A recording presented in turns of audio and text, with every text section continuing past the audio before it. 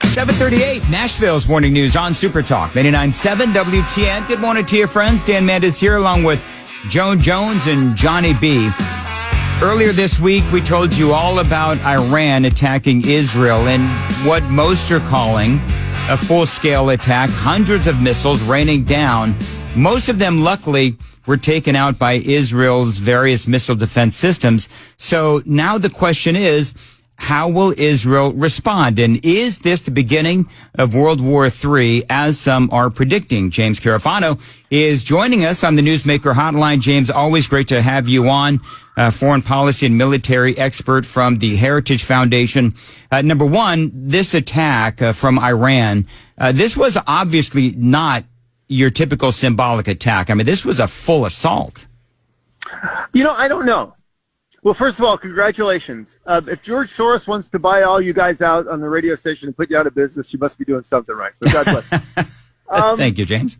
You know, so, I mean, if you look at this thing, it's very difficult to say. And again, I don't have any classified intelligence. I'm looking at the same stuff you are.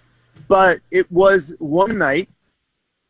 It was a bunch of missiles. It doesn't actually appear as if they were strategically trying to target anything. Most of them were shot down or landed. And as far as I know, the only person killed was a Palestinian who was kind of killed by accident. So, you know, there is this thing in the Middle East where honor is power. And if you can't show that you can strike at your enemy, you're not respected. So if you think, for example, after we killed Soleimani, the Iranians fired a bunch of missiles at us. Most of them landed in the desert, and then they were done. You know, they'd made their demonstration.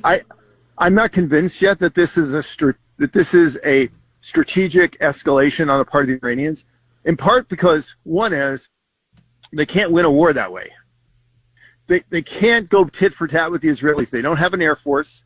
They can't invade Israel because there's countries in between. They've already kind of blown through their two surrogates. There's nobody left else to attack the Israelis. So I'm not convinced this is the start of a big war. I think from the evidence that we have today, and, you know, who knows, it seems like just the Iranians basically for domestic consumption saying, look, we can punish, you know, the Israelis. Here's the deal, which is the reason this was not a smart idea, and I actually didn't think they would do it. They've just given the Israelis all the legal authority the Israelis need to respond. Yep. And if the Israelis respond, it's not going to be you slap me, I slap you, like eye for an eye, tooth for a tooth. The Israelis are going to hit stuff that's really significant. But, and again, we don't know this you know, the Israelis will probably be sequential because that's the smart way to do things if you can get away with it. So, you know, Hezbollah was stupid in that they didn't attack Israel while Israel was bogged down in Gaza. So the Israelis really didn't turn on Hezbollah until they had pretty much finished off Gaza. And my guess is they might not turn on to Iran until they have really kind of defanged Hezbollah. And if we've seen everything in the past few days, it's been more about taking care of Hezbollah, not just hitting targets, killing off the Iranian resupply, even attacking Russian positions in Syria, really trying to hamstring Hezbollah. And my guess is, and it's a total guess, after they do that, they might do something to the Iranians. Let me ask you this, James Carafano joining us. If Iran wanted to, because I mean, everybody, and I'm not arguing with you. I respect you immensely. Most people that I've read or listened to do say that this was a full-scale intentional attack by Iran against Israel. But you bring up an interesting point, because I don't think any of the rockets really landed. I don't know about damage, but as you said, there was, I think, one person killed. But the attack, I mean, it encompassed almost the entirety of Israel. So if Iran wanted to do serious damage to Israel, let's just say that you're right. Right. If Iran wanted to destroy Israel, could they? No, because they, and this is from a guy that was in the Army for 25 years and was in the business of shooting missiles and rockets. Range is only part and payload are only part of what makes a weapon effective. You also have to be able to hit the spot that you're shooting at. You have to know what to shoot at, know where it is, and you have to be able to get through the enemy's defenses to get there. The Iranians have very little of any of that. They don't have strategic targeting. They don't have accurate systems. They don't have ways to, other than just trying to flood the zone, to beat Israeli and quite honestly, also U.S. and others, the Jordanians and others as well, to get through that. So, and they don't have an air force. And here's the other thing is, I don't know about you if you ever had a fight in high school, but normally you did not go and take a swing at the guy that was 5 times your size. The Iranians... Depends on how much I had to drink, but moving on. Well, that could be. The Iranians have no air and missile defenses. They have no air force. So if the Israelis come after them with F-35s and precision heavy bombs and stuff, the Iranians can't defend against any of that. And unlike the Iranians, the Israelis have accurate targeting locations, and the Israelis have multiple years of experience in organizing these campaigns. You know, the part of the reason why the Israelis did that long-range strike in Yemen was a signal to the Iranians. If we can do this in Yemen, send multiple planes and air refueling and precisely hit targets and a whole number, there's not a target in Iran we can't reach. So, you know, the other thing, so, I mean, it's like, don't poke the bear. Right. The other thing I would say is, and this is the part we never know about this, because you know about these things they're called back channel communications, right? So these are, you know, we don't have diplomatic relations, but, you know, it's like, you know, we pass notes in like grade school. We talk to third-party countries, or the intelligence people talk to each other. And so we don't know what kind of back channel messages are being sent back and forth. So, for example, when the Iranians fired a missile barrage in response to the killing of Soleimani, they actually back-channeled to the United States, to the Trump administration. They said, look, we're not going to target anything, and then we'll do this one strike, and then we're done. So please don't, you know, start World War III over this. And the U.S., you know, said okay.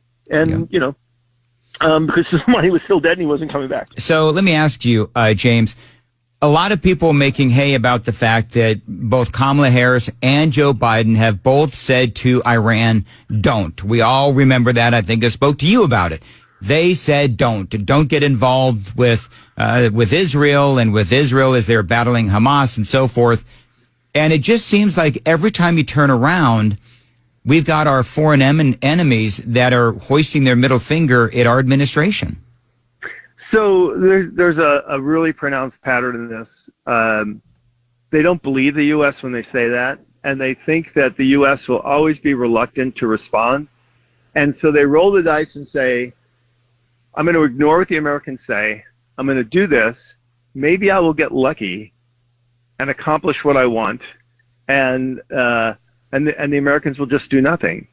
So this started in Afghanistan, where the Afghans the Taliban humiliated the United States. Biden did really nothing about it. And so Putin tried this in Ukraine, right? We said don't, and he did. And the only reason why it failed was not because of anything Biden did. It was because the Ukrainians actually fought. But everybody else thinks, because the playbook is just so consistent, right, that we know the Americans will do this again. Everybody else thinks, well, I'll just be smarter than Putin. Yeah. And so we've seen this from the Houthis. We've seen this from Hezbollah. We've seen this from Hamas. And now we've seen it from Iran. In every case, the United States said don't. They did. And either they didn't pay a price for it, or, you know, and if they didn't succeed in their objectives, it was not because of Biden and Harris. It was because of the people they were attacking, whether it was the Ukrainians or the Israelis. One of the things that J.D. Vance brought up in the debate, of course, is something you and I have spoken about often, which is the fact that President Biden, when he came into office, he didn't enforce sanctions, looked the other way, and Iran has been able to sell China billions of dollars in oil. That is how Iran funds all of the various terrorist groups, Hamas, the Houthis, and Hezbollah. And so now the question is, and we know that Iran has been trying to take out Donald Trump, the whole thing that you and I have spoken about before. When it comes to what J.D. Vance said within that debate, you think that's going to really land with the American people? Because, I mean, it is a fact. The New York Times, very leftist, even spoke about that. They even wrote a big, long article about that last year. You know what? Foreign policy is 180 degrees from domestic policy. It's not just in the United States, but in most countries. On domestic policy, we align with the candidate who aligns with what we believe. So if you know, you like Medicare, I like Medicare, you know, I like you. Domestic foreign policy is really the opposite. We put our trust in the leader we think will do the right thing, and then we expect them to do the right thing. So the question will be not a particular policy to deal with Iran or Ukraine for that matter, which is not even a top tier issue with electorate. The question on foreign policy would be, who do you trust? Who do you trust to handle these problems? Yep. And the thing is, we don't normally vote on foreign policy.